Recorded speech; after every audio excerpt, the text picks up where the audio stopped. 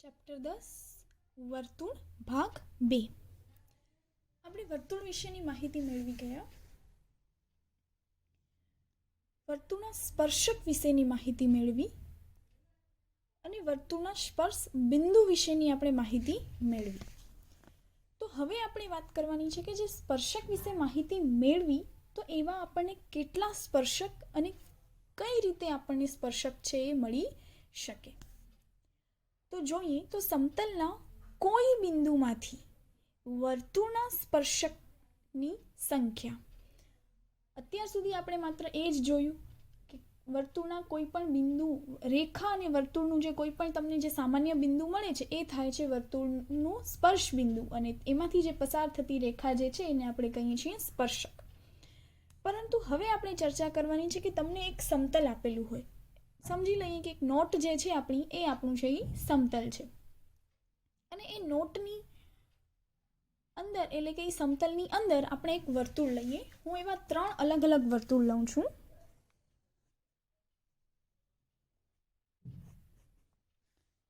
ચલો આ નોટમાં જ હું એક નાનું સમતલ બી તમને દોરી બતાવું એટલે તમને ખ્યાલ આવે. પછી આપણે બીજી જે છે એ લઈએ. એવી આપણે કેટલા વિકલ્પ જોવાના છે? 3 વિકલ્પ છે જોવાના છે.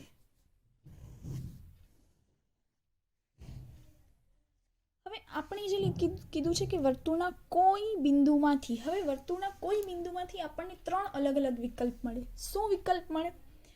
તો એક વિકલ્પ આપણને એવું મળે કે આ તો સમતલ જ છે, એટલે આપણે કોઈ પણ બિંદુ લેશું એ શું લેશું તો સમતલમાં જ મળશે આપણને. જે બિંદુ મળશે એ સમતલની અંદર જ હશે, પણ એમાં કન્ડિશન શું મળે કે સમતલ અને વર્તુળ બંનેની અંદર હોય. બીજામાં આપણને એ કન્ડિશન મળી શકે કે એ વર્તુળની ઉપર આવેલું હોય. ક્યાં આવેલું હોય તો કોઈ જે વર્તુળ છે એનું કોઈ એક બિંદુ છે એની ઉપર આવેલું હોય. અને ત્રીજું શું આવે તો એ વર્તુળની બહારની બાજુએ આવેલું બિંદુ હોય. વર્તુળની બહારની બાજુએ આવેલું બિંદુ આપણને મળે. એટલે કે આવા આપણને કેટલા વિકલ્પ મળે છે? 3 વિકલ્પ મળે છે. તો હવે આપણે પહેલા બિંદુમાંથી વર્તુળનો સ્પર્શક દોરવાનો પ્રયત્ન કરીએ. તો આ બિંદુમાંથી પસાર થતી તમે જે બી રેખા દોરવાની કોશિશ કરો છો એ તમે જોઈ શકો છો તો તમને ક્યાંયથી પણ એવી રેખા નહીં મળે જે વર્તુળને સ્પર્શી શકે. બરાબર છે? એટલે કે પહેલા વિકલ્પમાં આપણે એવું કહી શકીએ કે વર્તુળની અંદર આપેલા બિંદુમાંથી વર્તુળને કોઈ સ્પર્શક ન મળે. બરાબર? વર્તુળની અંદર આપેલા બિંદુમાંથી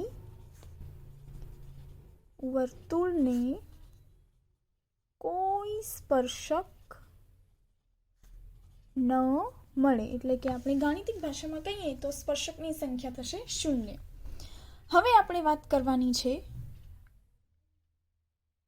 કે વર્તુળની ઉપર આવેલું બિંદુ હોય તો આપણને કેટલા સ્પર્શક મળી શકે. તો આપણે આની ચર્ચા જો કે કાલે પણ કરી જ છે કે વર્તુળની ઉપર આવેલા બિંદુમાંથી એક અને માત્ર એક જ સ્પર્શક મળે છે, કે વર્તુળ પરના બિંદુએ વર્તુળનો એક અને માત્ર એક જ સ્પર્શક મળે. તો આ ક્યાં આવેલું છે? તો વર્તુળની ઉપર આવેલા બિંદુ પર, વર્તુળની ઉપર અથવા તો વર્તુળ પર આવેલા બિંદુએ એક અને માત્ર એક સ્પર્શક મળે છે. ચાલો, એટલે આમાં સ્પર્શકની સંખ્યા કેવી મળશે આપણને? તો સ્પર્શકની સંખ્યા આપણને મળે છે 1. હવે આપણે વાત કરીએ વિકલ્પ 3ની. તો વિકલ્પ 3માંથી આપણે અલગ અલગ સ્પર્શક દોરવાની કોશિશ કરીએ તો આ બિંદુમાંથી તમે અલગ અલગ રેખાઓ દોરવાની કોશિશ કરશો તો એક આ રીતે મળી શકે, આ મળી શકે, એમ તમને ઘણી જ બધી રેખાઓ મળશે. પરંતુ આપણે જે વર્તુળનો સ્પર્શક દોરવાનો છે એ આ સાઈડથી એક મળી શકે, અને આ સાઈડથી એક મળી શકે. જો મેં ડાર્ક લાઈન જ દોરેલી છે. તો તમને વર્તુળની બહારના બિંદુએથી કેટલા સ્પર્શક મળશે? તો વર્તુળની બહારના બિંદુએથી આપણને 2 સ્પર્શક મળે છે. કેટલા સ્પર્શક મળશે?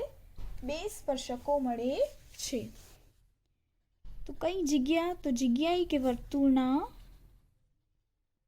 બહારના બિંદુમાંથી 2 સ્પર્શકો મળે. તો સાદી ભાષામાં પહેલા વિકલ્પમાં આપણને 0 સ્પર્શક મળે છે. બીજા વિકલ્પમાં એટલે કે વર્તુળ પરના બિંદુએથી આપણને 1 સ્પર્શક મળે છે. અને ત્રીજો વિકલ્પ કે વર્તુળની બહારના ભાગમાંથી આપણને 2 સ્પર્શક મળે છે. બસ આના સિવાય આપણને કોઈ નવો વિકલ્પ મળતો નથી. આપણે સમતલની બહાર તો કોઈ બિંદુ લેવાના નથી. જે છે એ સમતલની અંદર જ આપણને મળવાનું છે. તો એ અંદર માટે આપણને માત્ર ને માત્ર 3 વિકલ્પ મળી શકે છે. હવે એ વાત કરવાની છે કે તમને જ્યાં સ્પર્શક મળતા નથી એના ઉપર કોઈ ચર્ચા ન થાય. જ્યાં એક સ્પર્શક મળે છે ત્યાં પણ કોઈ ચર્ચા નથી કે એ બંને એક સ્પર્શક મળે છે. એ સ્પર્શકની લંબાઈ કેવી છે, શું છે, એની આપણે કોઈ ચર્ચા કરી શકીએ નહીં. પરંતુ જે ત્રીજો વિકલ્પ આપણને મળે છે એ ત્રીજા વિકલ્પની અંદર તમને કેટલા સ્પર્શક મળ્યા છે? 2 સ્પર્શક મળ્યા છે. તો હવે આ 2 સ્પર્શક જે આપણને મળે છે તો એને આપણે કમ્પેરિઝન બી કરી શકીએ કે કેવું મળશે, શું મળશે. ત્યારબાદ એનામાં તમને ખૂણાઓ પણ મળી શકે છે. તો એ ખૂણાઓ કેવા હશે, એની શું સ્થિતિ છે, એ કેવી રીતના હશે, તો આ બધાની જ આપણે ચર્ચા કરવાની છે. સ્પર્શકની લંબાઈ વિશેની ચર્ચા આપણે પ્રમેય દ્વારા કરીશું અને સ્વાધ્યાય દ્વારા આપણે બધા સ્પર્શકના જે ખૂણાઓ છે એનાથી બનતા ખૂણાઓ છે એની ચર્ચા આપણે કરીશું. ચલો, તો સૌથી પહેલાં આપણે લઈએ છીએ પ્રમેય 10.2, જે તમને સાબિત નથી કરવાનો, માત્ર ને માત્ર એનું વિધાન છે એ સમજવાનું છે. તો આપણે એ પ્રયત્ન કરીએ અને કેવી રીતે સાબિત થાય એ આપણે ધોરણ 9માં જે રીતે કરતા હતા એ જ રીતે એકદમ સરળ છે. એ હું તમને ઓરલી સમજાવી દઈશ. બરાબર? ચલો, હવે આપણે લઈએ પ્રમેય 10.2. પ્રમેય 10.2. તો એનું વિધાન છે કે વર્તુળની બહારના બિંદુમાંથી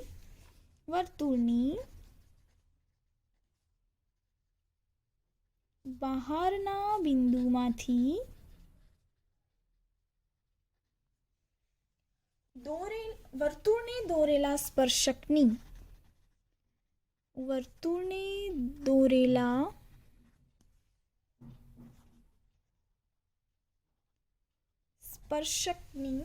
લંબાઈ સમાન હોય છે.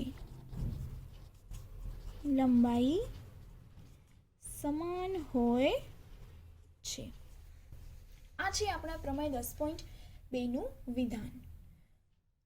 તો હવે આપણે આ સાબિત કરવું પડશે. તો આ સાબિત હું આ જ આકૃતિ ઉપરથી તમને કરાવું છું. તો સૌથી પહેલા આપણે શું લેવું પડશે? આપણે એક વર્તુળનું કેન્દ્ર લેવું પડશે. હવે એ કેન્દ્રને આપણે આમ જોઈન્ટ કરીએ તો આ શું મળે આપણને? વર્તુળની ત્રિજ્યા. એની સાથે સાથે હું કેન્દ્ર અને જે વર્તુળનું બહારનું બિંદુ છે એને જોઈન્ટ કરું છું. તો આ રીતે કરવાથી તમને કેટલા ત્રિકોણ મળે છે? 2 અલગ અલગ ત્રિકોણ છે મળે છે. હવે આને હું નામ આપી દઉં છું A અને B. તો એક તમને ત્રિકોણ મળ્યું POB અને બીજું ત્રિકોણ મળે છે POA.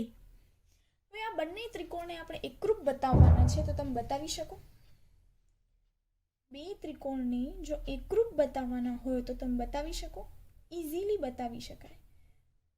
તો સૌથી પહેલા તમે એક વસ્તુ પ્રમેય 10.1 ના આધારે શીખ્યા છો કે કોઈ પણ સ્પર્શક છે એ ત્રિજ્યાને કેવો હોય છે? લંબ હોય છે.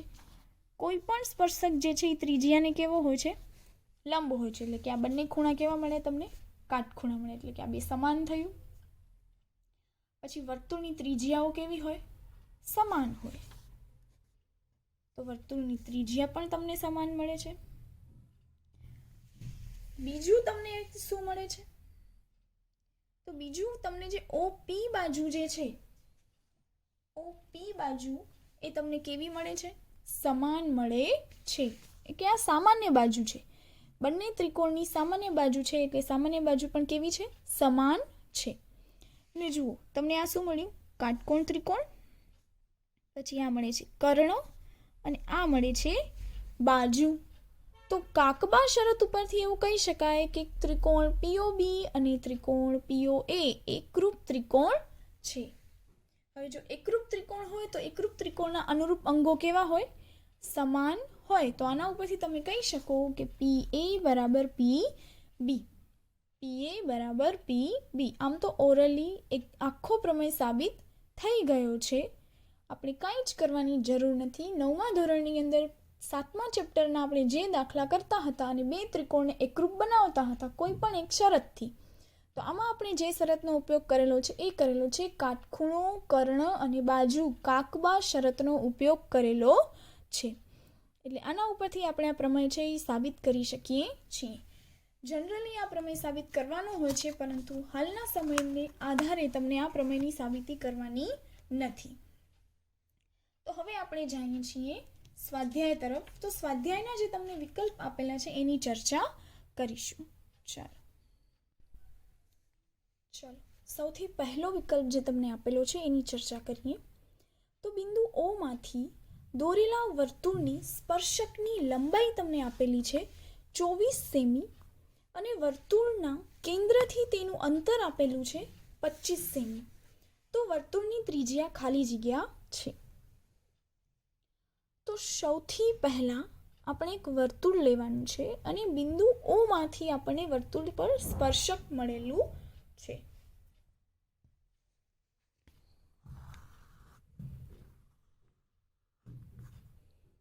ચલો આ એક વર્તુળ છે. બિંદુ O માંથી દોરેલા સ્પર્શકની લંબાઈ. ચાલો તો અહીં તમને એક બિંદુ O આપેલું છે અને આમાંથી આપણે એક સ્પર્શક દોર્યો છે. બસ એક જ સ્પર્શક દોરવાનું છે એટલે મેં એક જ દોર્યો છે જેની લંબાઈ તમને આપેલી છે 24 સેમી. હવે કેન્દ્રથી એનું અંતર આપેલું છે 25 સેમી. તો તમારે આ ત્રિજ્યા છે એ શોધવાની છે. આ બિંદુ O માંથી દોરેલું વર્તુળ અને આ સ્પર્શકની લંબાઈ એટલે અહીંયા આપણે દઈએ P અને અહીંયા આપી દઈએ Q. તો તમે જોઈ શકો છો કે અહીં આપણને શું મળે છે? પાયથાગોરસનો પ્રમેય છે એ લગાવી શકાય છે, કેમ કે કાટકોણ ત્રિકોણ મળે છે. તો આ વસ્તુ તમે ઇઝીલી શોધી શકો છો કે OP નો વર્ગ બરાબર PQ નો વર્ગ પ્લસ OQ નો વર્ગ. આપણે OQ છે એ શોધવાનું છે.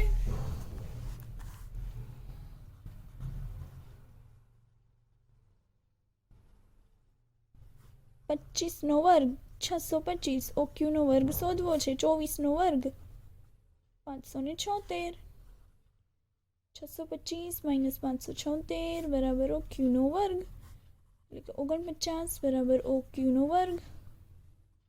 તો 7 બરાબર OQ એટલે કે જવાબમાં શું આવશે? 7 સેમી. આપણે જવાબ મળે છે 7 સેમી. હવે આવી જે નાનકડી ગણતરી હશે એ હું નહીં કરાવું, એ તમારે કરી લેવાની રહેશે.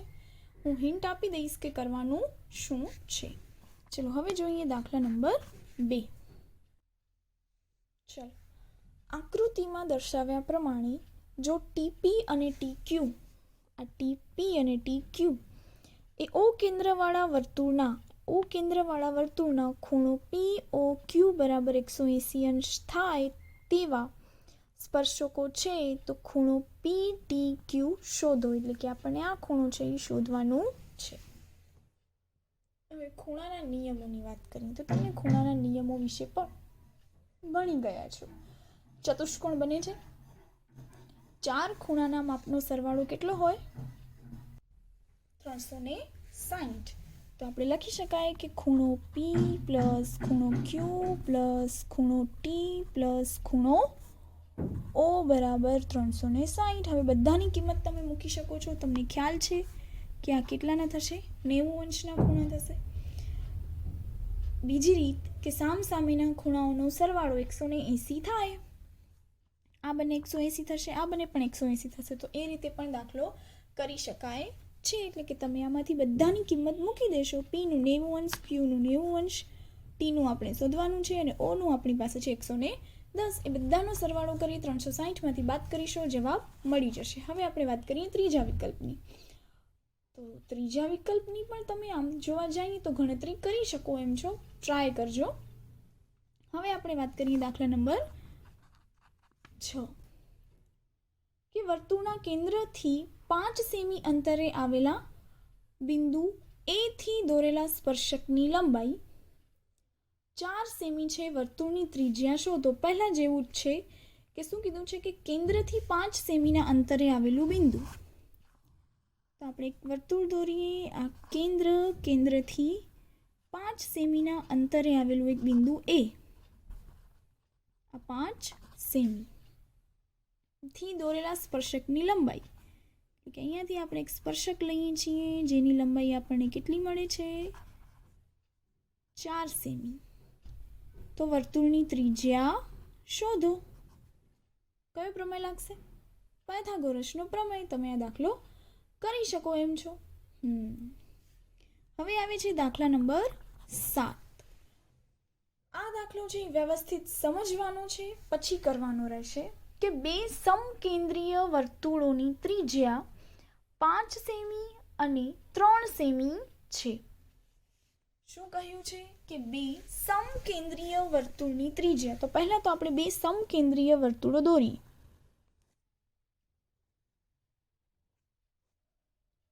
ચાલો, આ મળી ગયું બે સમકેન્દ્રીય વર્તુળો. તો આ બે જે સમકેન્દ્રીય વર્તુળ છે એની ત્રિજ્યા આપેલી છે. તો આ છે એની એક ત્રિજ્યા થશે અને આ છે એ બીજા વર્તુળની ત્રિજ્યા થશે. હવે મોટા વર્તુળની ત્રિજ્યા છે એ કેટલી થશે? 5 સેમી. નાના વર્તુળની ત્રિજ્યા થશે 3 સેમી. હવે એવું કીધું છે કે મોટા વર્તુળની જીવા. હવે આપણે આ વર્તુળમાંથી એક જીવા દોરવાની છે. કેવી દોરવાની? તો નાના વર્તુળને સ્પર્શે છે.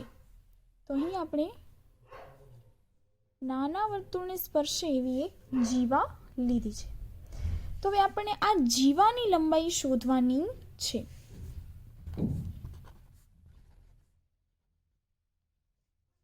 તો શોધી શકાય, આરામથી શોધી શકાય. જો તમને RQ મળી જાય તો આ બંને માપ કેવા થાય? સરખા થશે. કેવી રીતે સરખા થાય? તો આ બંને અંતર પણ કેવું થશે? 5 સેમીનું જ અંતર થશે. એ વર્તુળના નિયમ ઉપરથી તમને ખ્યાલ છે. તમે 9મા ધોરણની અંદર વર્તુળ ચેપ્ટર ભણ્યા છો. ચલો, હવે આ માપ તમે શોધી શકો છો. તો આ માપ કેના ઉપરથી શોધશો? તો પાયથાગોરસના પ્રમેય પરથી. જેમ આ શોધેલું છે એ જ રીતે આ મળી જશે. પછી લખવાનું કે PQ બરાબર 2 ગુણ્યા RQ. RQની જે કિંમત મળે એને ડબલ કરવાની રહેશે, જે થશે તમારો જવાબ. તો અહીં આપણું 10મું ચેપ્ટર પૂર્ણ થાય છે. Thank you.